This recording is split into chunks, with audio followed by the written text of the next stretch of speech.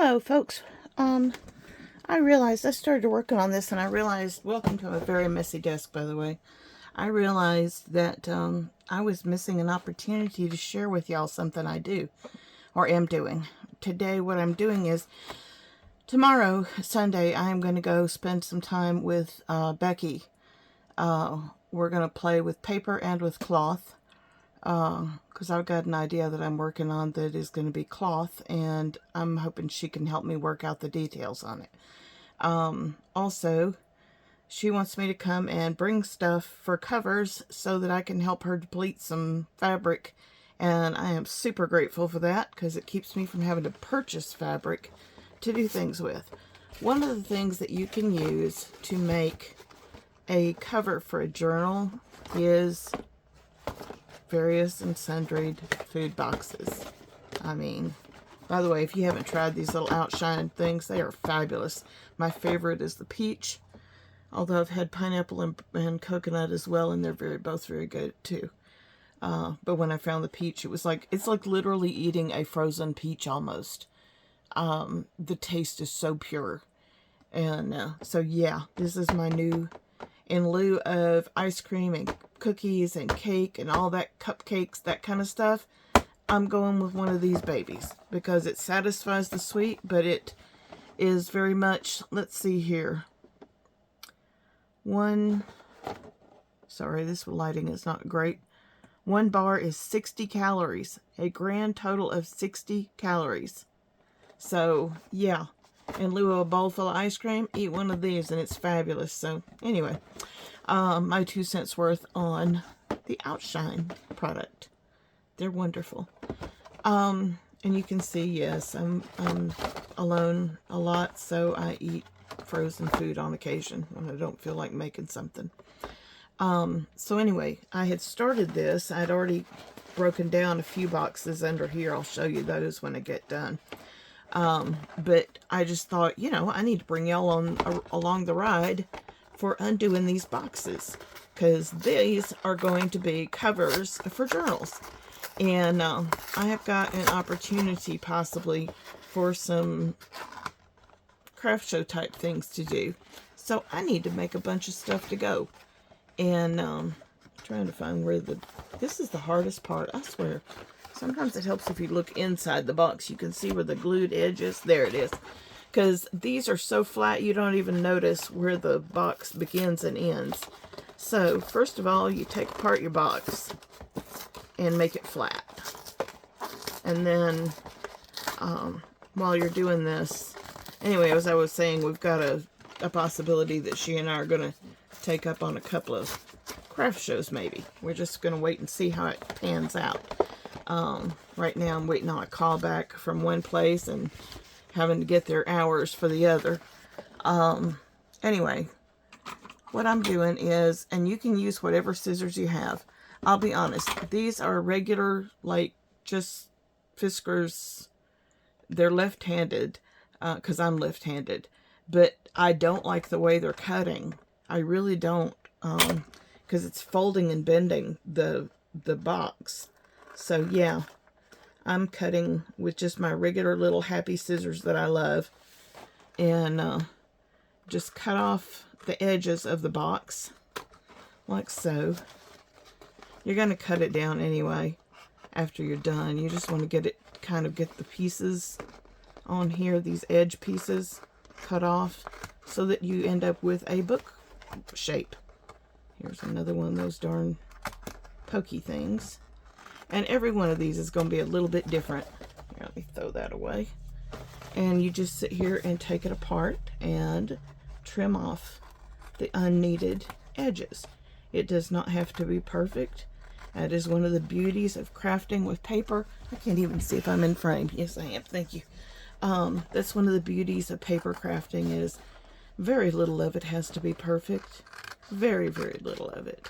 It can be as makeshift and figure out and have fun as you want it to be, and still be beautiful. So I'm taking off these edges, and I'll do this all the way around on all of these boxes.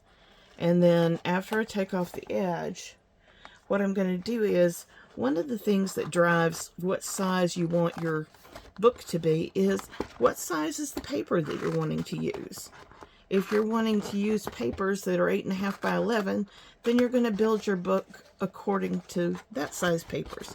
If you're going to use smaller or larger pages, then you're going to build your book according to that as well.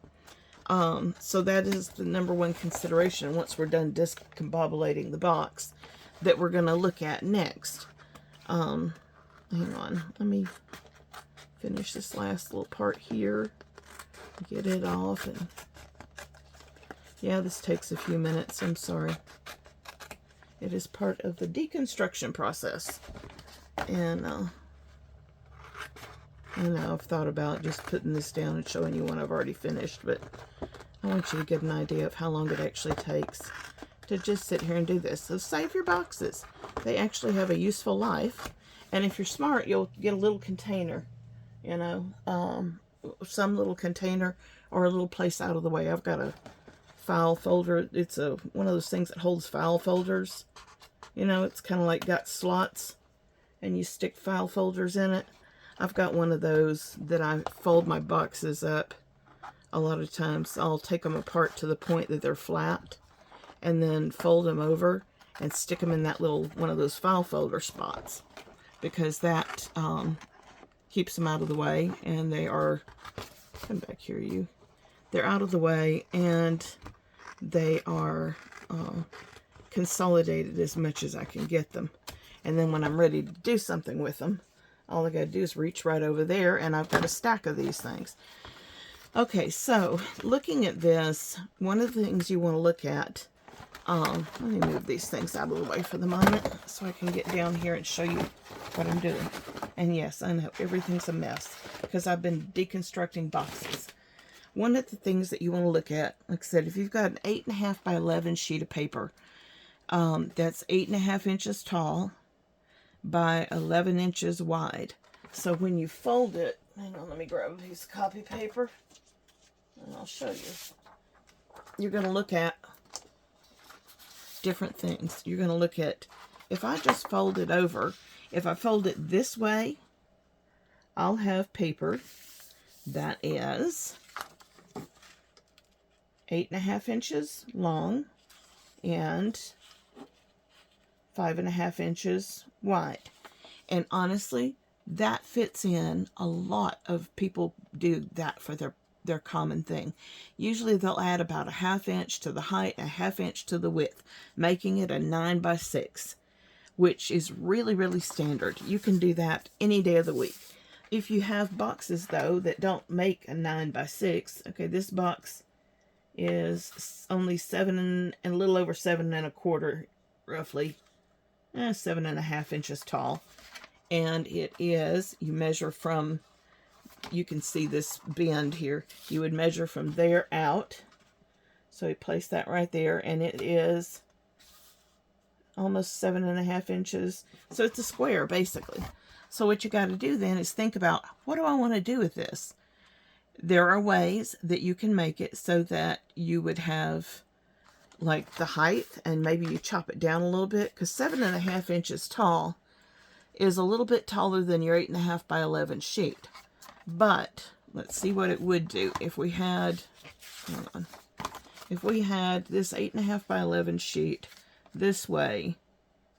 It doesn't, it's kind of short for this thing, but it's taller than you want that way. So let's see, what if we folded it the other way? Now, this is going to be really wonky, because this is going to be 11 inches tall by, what, 4.25 inches wide. So that would be really too tall and really too short. So we don't want to do that. So we have an option or two here. We can either do this and cut off part of that and cut off part of this to make it fit, which might be the best way to do it. You just have to look, and, you know, like I said, you want to add 1/2 inch to whatever the measurement, or you want to subtract 1/2 inch from the width of your, or the size of your cover to determine the size of your page. That allows 1/4 of an inch on top, bottom, side, all that. And you want to do that because you want to have it where it's in a little ways so that things don't, you know, the external world doesn't mess with the pages of your book. And so I think we've probably talked about this before, but if we haven't, cover it again. And so you want your paper to fill in this size. So on this, we might want to look at, okay, this is, how wide did I say this was? 5.5 inches. So if I wanted to bring this down, measure this right here at, and you, these are not perfect. I'm sorry, when you're covering this in fabric and all that stuff, this doesn't have to be quite perfect. That's part of, once again, part of the beauty of paper crafting. It doesn't have to be quite perfect. So here we are. We need, and I'll use this as a helper. We need a 5.5 inch leeway here. Let's turn this up this way. We need to go to 5.5 inches out, and then we add an extra, going this way, we're going to add an extra 1/4 inch because we don't have to make a margin for this part, only for this part. So we're going to say, here is 5.5 right there, plus an extra 1/4.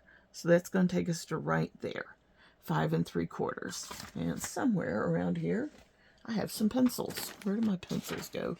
There they are, hiding under the copy paper. So we can take this. Oh, come on, work for me. All right, don't work. Faulty pencil or something. I don't know. Here we go. Because I want to have this show up. So we've got 5 3/4 inches, and we want to make sure we're measuring straight. So I'm lining up the two pieces here where they start with where the page actually starts there, and we're doing 5.5, 5 3/4 right there. Mark it. That's one end of where we're cutting. Flip it over, do the same thing.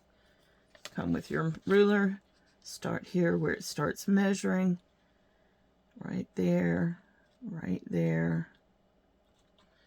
Come over to 5 3/4. Mark your spot. Now you can line this up and draw a line, which I need my other ruler to do that. I'll do that in just a minute. And we'll do the same thing on this side. 5 3/4. Because I want to get all things marked up before I go starting cutting. 5 3/4. And we flip it over. Do another. Here we go. Another 5 3/4 right there. All right, so now we have markings for our lines here. Now the other thing we want to look at is how big is this, how wide is this piece right here? You're going to notice on some of these boxes, they are very, very diverse in how wide they are, depending on what came in them. So this one is 1.5 inches, and that is perfectly reasonable for a spine. For a book, you'll put easily 3, maybe 4 signatures in here, but it'll make a nice book. So what we're going to do is we're going to cut it down here. Hang on one second. Let me get, here we go. I'll use this one. Here we go. We are lining these up like this, and we will draw a line here, just like so, and then flip it over and do the same thing here. Line up our little marks. Here we go. And no, these things do not have to be absolutely perfect. Realize and understand when this gets finished, it's going to be a beautiful piece of work of art. It really is. It's going to be absolutely lovely. And a 1/16 of an inch on either side is not going to be a deal breaker on how beautiful it is. So just, you know, relax, roll with the flow on it. We're going to cut it from here, come through here, and cut it along our line.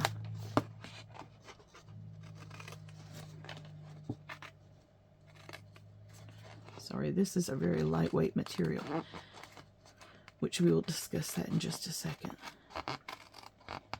Now, when I do a book cover, you know, like an actual hardback book cover for a cover on a journal, it has a hard back.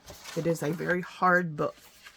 These kinds of materials make what would be the equivalent of a paperback or a softback cover, which have beautiful things and appropriateness of their own as well. There is nothing wrong with a paperback book. It's a lot lighter to carry, and it's a lot more giving when it comes to, you know, doing things with it. It's not got this hard, big cover that you got to make space for that in your bag or whatever. All right, so here we have it. We've cut it down to size approximately. And like I said, I know it's not perfect, and that is a-okay, because when I put the cloth over top of this, these little minor, little tiny bits here and there are simply not going to show anymore. They just won't. All right, now, so this is now measures. Hang on one second. Let me get over here so I can measure it real quick. This now measures 6 inches wide, maybe a hair under, and 7 1/4 inches tall, roughly. So that's going to be a book cover. And what I'm going to do is take that, and now that I've got it cut down to the size I want it, I'm going to stick it in my bag that I'm taking with me tomorrow, because I'm trying to get all these put together so that I can make several book covers. I have various things that I'm taking with me tomorrow. I'll show you some of them. This one is the one I'm most excited about. Right here are one of the ones I'm most excited about. This is from the 1930s, McGuffey's Eclectic Spelling Book, revised edition, American book company. And this book, what I am going to do with this is I need to get a piece of fabric that I can reinforce this spine with on both sides, because as you can see, it is very, very fragile. So I need on the outside a piece to go basically to cover the space that this fabric is covering, like that. See where the red fabric starts here and ends there? So I need a piece of fabric cut very gently to match that and be glued down. And then I need another piece of fabric that'll be probably the same kind, but that'll be put in here, because you can see this, where it's frayed, the whole thing is so fragile. And I may cut a piece of hard, you know, like a piece of, well, even this would do. I might cut a piece of something like this and glue it down in there, in addition to adding fabric on top of that for the decor and how it looks, to help strengthen this spine, because this spine is very, very fragile. It would not take hardly anything to destroy this. So I handle it very gently when I'm working with it. But it's absolutely beautiful. I love it. This book does not need any decorating on the cover whatsoever. The cover is the most special part about it. It just needs a little bit of decorating on the inside. It also needs the signatures and then the reinforcement of the spine and possible recreation of the strength of the spine, so that it can be a beautiful book. So that one, all I need is fabric to go on the inside and the outside of those edges. So that's pretty, you know, easy. I have other ones here of different sizes. Here's an old hymnal. It's in the same condition. Obviously, it needs a complete new spine. But it's a lovely old book cover, and I will cover this entire book cover.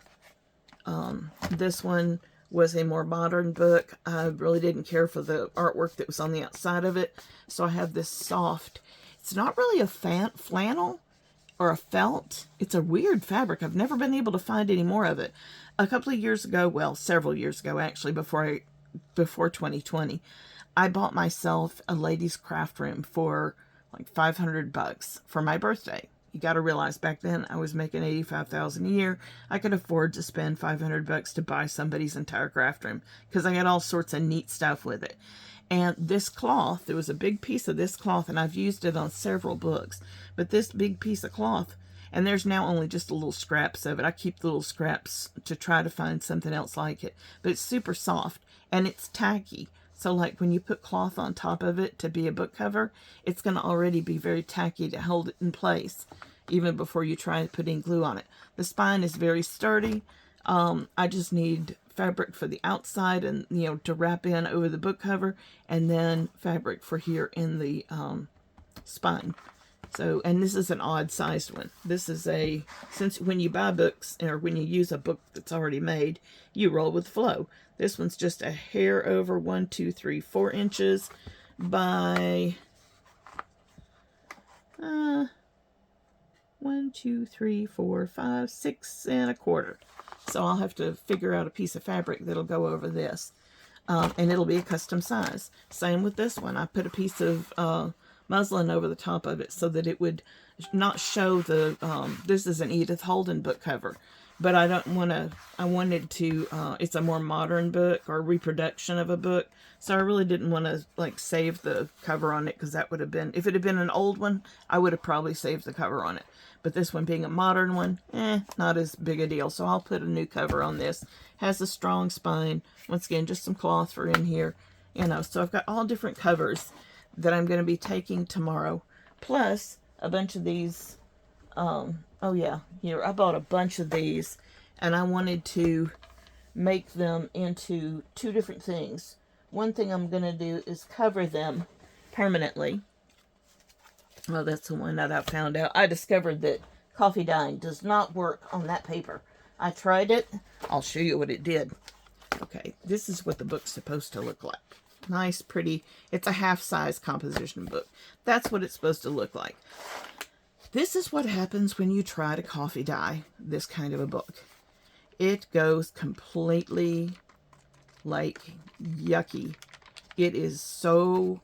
I don't know what I'm going to do with this. I mean, I would have to completely cover it, but the paper is still very, it's like puffy, and I don't know what to do with that. I honestly don't know if I should just give up on it or if I should try to make something out of it. I don't know. I might make myself something out of it. But what I need to do for these guys is I want to cover them with a permanent cover. The other thing that I realized that I would like to do is to make some cloth reusable covers for these nice ones, and decorate those for a reusable cover so that you can slide the book out when the book is full. You can just slide it out, take another one of these and slide it over it, which is really a cool idea. I don't know, I just thought that was a neat idea. So I may or may not cover these permanently. I want to do that for both of these sizes, so it'll be an actual cloth covering that slides over top of these. These little books are available everywhere. They are so, I mean, Walmart carries even the small ones. The small ones you may have to get when the school supplies come out. But these are available all year long. So I was thinking of making a bunch of these covers and just selling the covers. You know, or if you want to buy one with a cover on a book, that's fine. But for the purpose of mailing them, just selling the covers would be so much less expensive in postage that it just made sense to, quit that fruit fly. I'm sorry, I left a banana in my trash here at my crafting table. And apparently fruit flies lived on, or were germinating, hatching, whatever you want to call it, on the peel of the banana. And so now I'm fighting off fruit flies on my crafting desk, and it's very annoying. I don't know what I'm going to do with that. But anyway, so this, you know, you can slide, these books are available. They're all the same size. There's 100 different ways you can get them. I got these at the end of the school year. Now this one I paid full price for a pack of 10 of these. But these, I got these for very, very inexpensive, less than $1 a piece. And I bought like 20 of them because I knew I wanted to do something, especially for like junior high and high school students who can use these in their classrooms. And it's something that would be very attractive. The cloth cover on it would be attractive. And that they might be able to have some fun with, to give them something that they could continue to use from book to book to book after they filled each one up. That would be something stylish that nobody else would have. So that's kind of my thought on these. So I'm looking for things to make covers for these. And then once again, all these various, okay, this one I haven't cut down yet. Where's the one I did cut down? Just a second. I've got several of these that I've already cut down. I looked at, yeah, I know, I'm a Triscuit fan. But I looked at these and I was trying to figure out, this spine is large. This spine would be 2.5 inches roughly, which is a huge spine. And so I'm debating, do I want to leave that in there or do I want to cut this out and resize the spine to a smaller size? The only other thing I thought about with this is if you used some specialty papers. Hang on a second. Let me grab some stuff out of this drawer. I have a drawer where I stick odd papers, unusual paper. Oh yeah, and I also stick my chipboard in there. Hang on. These are some things that I would cut out to do custom sized books and stuff. Or if I can't find, see, this is, I don't know where I got this. This came in, I think this came in with like some bedding maybe that I bought. It was just, they're thin. They're like this kind of strength. A little piece of plastic there that I plan to use for glue backing. Once again, these little guys are just small. I don't know what I would do with these, but hey, it's chipboard strength, so why not keep it?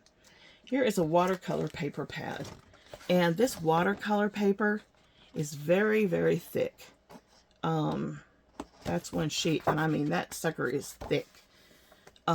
It's thicker than your typical cardstock. So I thought, in a book size with a spine size this big, I could maybe turn this for a art journal and take this specialty paper and use this. I've also got a pad of sketch paper, and I think I've got a couple other things. But anyway, I was thinking of taking and utilizing this as part of the papers. Maybe, you know, a couple of sheets of this in each signature, along with some other papers, and have it be an art journal.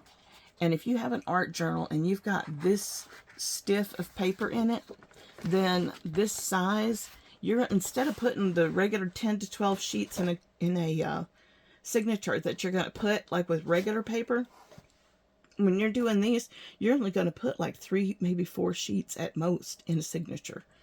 And so having something this wide, you would be able to make, okay, that's, like I said, 2.5 inches. So you could probably put 5 or 6 signatures with 3 or 4 or 5 pieces of paper.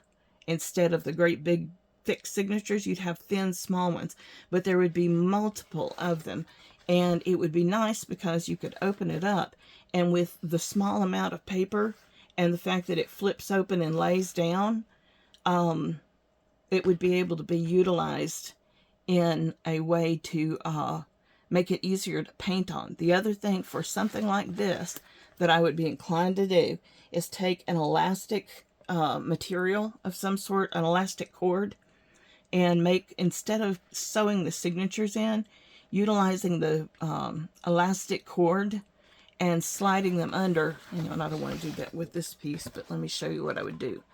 You take and have, where'd my piece of paper go? Oh, not my piece of paper. Oh, well, here, let me grab this one. So instead of having it sewn in like you normally would do, you would have a strip coming down through here of that stretchy stuff. I would just happen to have a bag of Sorry Silk here on the desk. Let me just show you the concept. Dang, that's a long piece there. A lot of long pieces in here.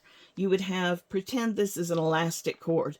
You would have several of these, like every quarter, every half, well, less than half an inch, every 3/8 or so of an inch, you would put one of these cords in here. And these are going to stay here. These are the binding, in lieu of sewing the signatures in like I normally do. 2 purposes. One, so that this paper is a specialty paper.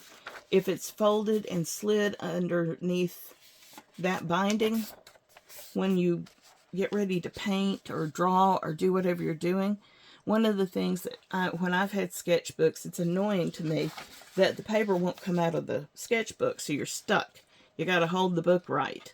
You know, it's the whole thing is just all attached and you can't do anything with it. Well, this allows you to slide the papers in so that if you're getting ready to paint, you can pull out one of those pages, do your painting or drawing or whatever you want to do, and then slide it back in so that it gets preserved and kept after it's dried. Because if it's painting, it needs to lay out and dry. If it's drawing, you know, it doesn't matter. You can slide that back in as soon as you're finished drawing. But if it's painting, then you need it to lay out and dry, and you don't need it to be messing up the other pages in the book. You don't need to have to mess with all that. You need to be able to lay it flat. So you can create, using that kind of thing, you'll create an art journal, you know, with this being the way that the pages are set in the book. And then the other nice thing about that is, you know, if you decide, if you get it full or get partway full and you want to do some more and you need a place to put more paper, well, you just take this stuff and I'll put pockets on the inside of each side of the cover here, and you can fold your paper that you've already done, slide it in that pocket to store it, and then, or you can just leave it in the you know, when you put it back in, you can leave it in there. But when it gets completely full, you have the opportunity to, if you love your cover, you can take out that paper and replace it with fresh, clean paper. And take this and store it somewhere, you know, you could frame it or store it somewhere where you like. And so this is the beauty of this concept. So that's why I was thinking of, on this one, even though it has a really large spine, because a couple of these boxes had really big spines. And so even though it has a really big spine, you would hang on to that spine because you're going to do something totally different with it. And so this thing won't have, you know, like, to put enough signatures or regular paper in here, this would be a 300-400 page book. So instead of having that, it may have 30 or 40 pages in it, but it'll be the heavier weight papers, and the spine will be able to accommodate those heavyweight papers and how much space they take up in living in there. So anyway, that's a cool thing to do with that. And so these are some of the things that I'm looking at when I'm deciding what I'm going to do with this. And like, here's another one. This one only has, I think, about a 2-inch spine. It is 2 inches. So, or just a hair less, maybe a 1/16 or 32nd of an inch less. Here's another one with a big spine. This one has a, shoot, that's a 3-inch spine. That would be an awesome art journal. So, like I said, these are things that I'm looking at. And if you want to make journals like for Christmas presents, Christmas is coming, folks. Journals make a fantastic gift. If somebody does drawing or any kind of artwork, an art journal can be a wonderful gift. And all you need is, you need a food box of some sort. You need some paper, and the paper is accessible. You can get paper from different places. One of the things you can check with, my little library down here in Lynchburg, it is a tiny little library, but this little library has got a place where you can go, a room that you can go into and paint. And they provide all the materials. You just come sit down and paint. They do like watercolors and acrylics. And they will provide you with canvases. They will provide you with paints. They don't have a teacher, but you can sit down like with a YouTube video and the supplies and be able to do that. And if you're making a project like that, you can maybe get the papers that you're putting together and decorating to go into the book. You may be able to get some of those papers from there at no charge. So that would help. And if you are on a very low income, like I am, that's something that, you know, you could utilize. For me, my senior center is also starting a crafting thing for painting. We have a lot of, you know, she got a lot of the supplies and stuff, but ours, you don't have to pay anything, but also there's no instructor. You have to kind of sit down with your YouTube, and people are helping each other and that sort of thing. So this is just a thought for the things. If you have a food box that has a really big spine on, or what would be a really big spine, there are some things that you can do with that. Now, the other thing you could do with that, if you've got somebody who is an absolute religious journal, they journal every single day. I don't know how people have time to do that, but if they do, and it's something that they truly are committed to, you could make a journal that had, you know, like in this, I don't know, this 3-inch puppy, if you did, say, 4, well, no, wait a minute, 10, 20, 30, 40, 50, say, so 1, 2, 3, 4, 5 times 4, it'd be 200-page journal if you did 5 signatures and you had, I don't know, depends on how many sheets and what size paper you want to use. But anyway, depending on how you want to put it in there, you could fit 5 of these and do enough journal space for that person to use it for a whole year. You know, and you could even get creative on the front and do like a winter, spring, summer, summer, spring, summer, winter, fall, winter. God, I get my seasons all scrambled here. That's silly. Welcome to brain fart. Yeah. So like you could do spring, summer, fall, winter. Or you can, you know, I mean, just something. Whatever suits your fancy or whatever that person likes. But this is something you could make some of the most treasured Christmas gifts for people. And it will not cost you a lot of money. Keep your packaging, cut it up, and use it. Now, I have got one here that I'm thinking of doing something different with. This is a ginormous box. The size here is a great size for a spine. This is about 1.5 inches, I'm guessing. Hang on. Let me look. I haven't even cut this one up yet. Yeah, 1.75 inches. Okay, so 1.75 inches. That is a great spine size. And what I was thinking of doing is, okay, this is how big. How big are you? Hang on. Exactly how big are you? You are 8 inches wide by,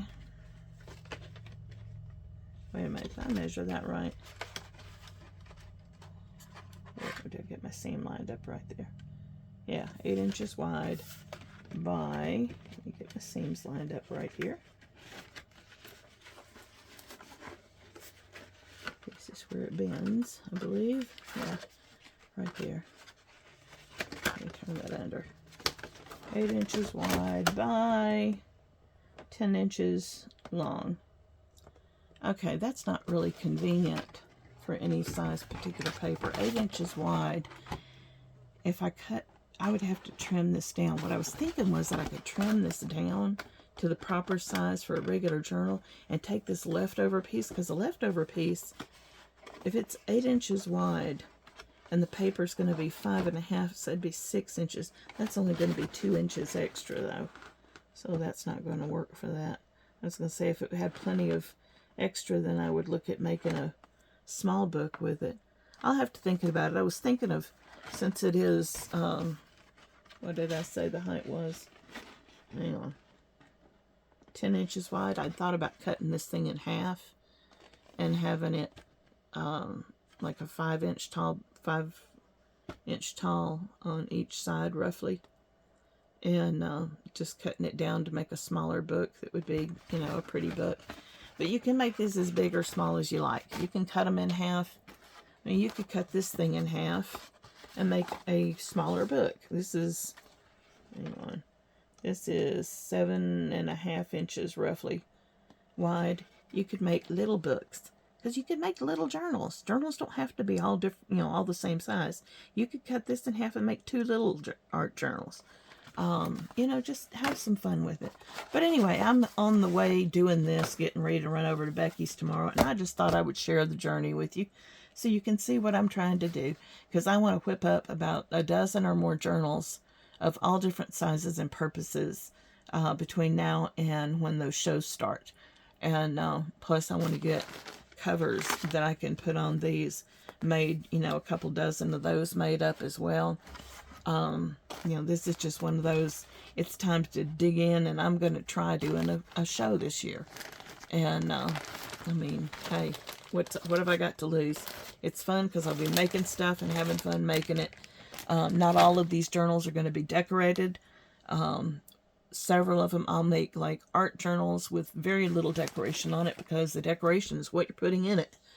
And you don't need to be decorating that. And then school journals, you really don't need all that decorated. You just need the pretty covers. So, and those need to be decorated. So yeah, I'll figure it out. But anyway, I just wanted to take you along for the ride, and we'll be making videos tomorrow when I'm over at Becky's. And thank y'all for being so kind. This past week I have been fighting off some kind of a flu bug that's going around this area. Friends of mine had it, and they were down for 2 solid weeks, and I never got as sick as they were, but it's like I could feel I was sleeping so much, and I was like playing around, feeling like I was trying to have a fever. I'd go from shaking cold to feeling hot. It was just, my body was not well. And so I have been doing a lot of rest and a lot of fluids and light nutrition, just, I mean, doing what my body was asking me for to try to get well. And I am feeling significantly better today, although I do find myself still a little on the tired side. You know, it took a lot out of me. So just doing my dailies with the pets and Maggie and everything, you know, it takes a toll. And so I'm doing what I need to do. So anyway, I love you guys, and I really hope everybody's doing well. I encourage you to look out for yourselves. Give yourselves grace to rest when you need to rest. Give yourselves grace to accommodate what your body has to accommodate now. I don't think any of us asked to be this way. Oh, sorry. I just thought of something. This is another thing I was going to share with y'all. Don't let me forget here. When I went in the library this week to ask about the painting thing, because we were trying to figure it out from the senior center with, you know, what was available if they had a teacher or whatever. I went in and I told them, you know, that I always was looking for really old books that nobody would want, torn up ones, and useless pretty much to everybody else. But they had a use to me. And a lady said, you know, we just had some books brought in like that. And I'll be right back. I'm going to go grab the others. She said, we just had some books brought in, and they would probably fit what you're talking about. So she showed me. She said, they're over there by the little bookshelf. Hang on. She said, they're over there by the bookshelf. You're welcome to go look at them. And I went over and I looked at them. And oh my gosh, did I find some cool stuff. Oh shoot, I forgot one. One moment, because this one's special and you got to see it to understand. 1 second. I'm sorry. It's in a slightly different place because I was looking at it. I'm coming. I'm on my way. I'm coming.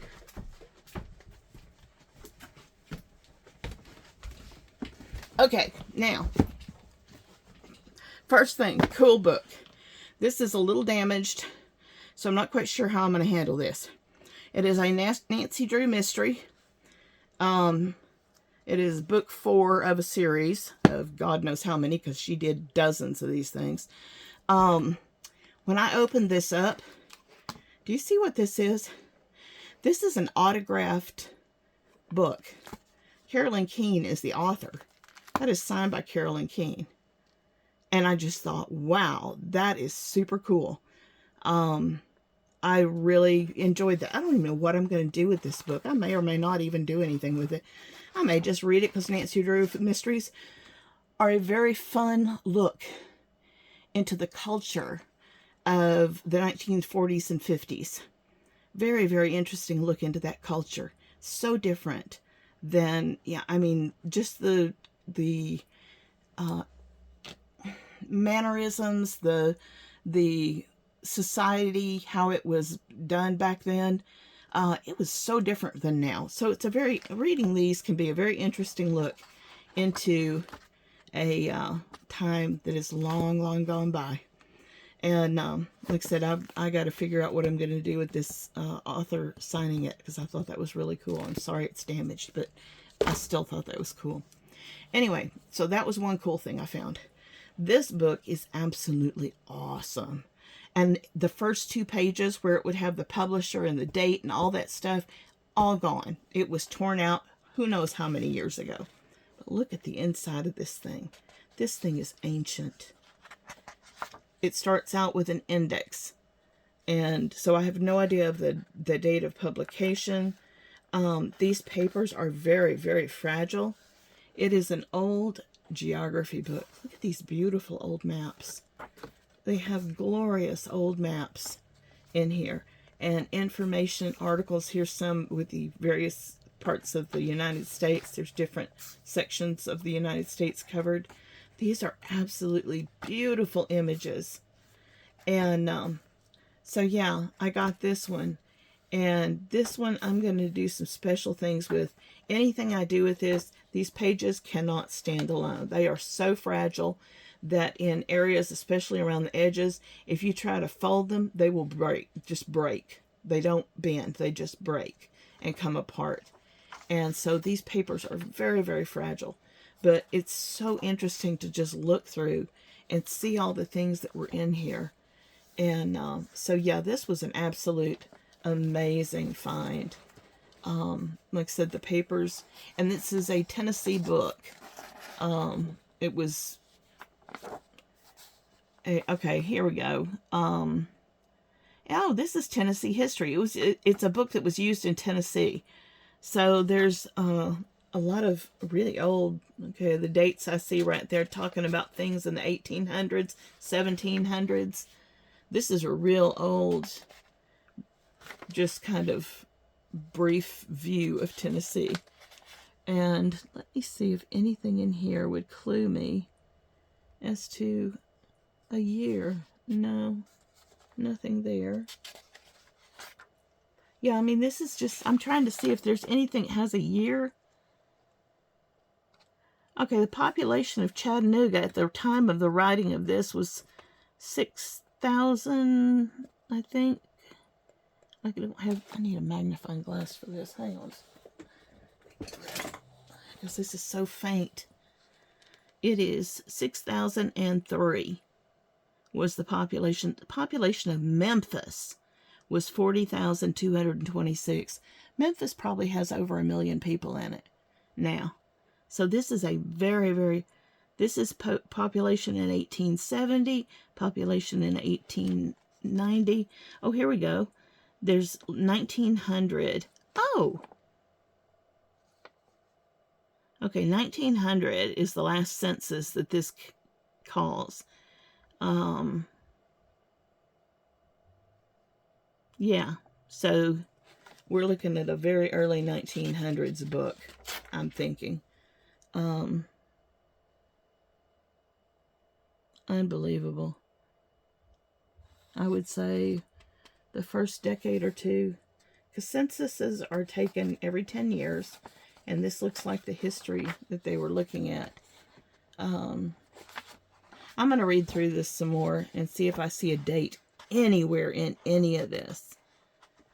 Because I don't see anything with a date on it. However, and you won't be able to see this most likely because it's an indentation on it's inset on the material of this cardboard that the thing's made of. It says here, Tennessee edition, contract price is 88 cents.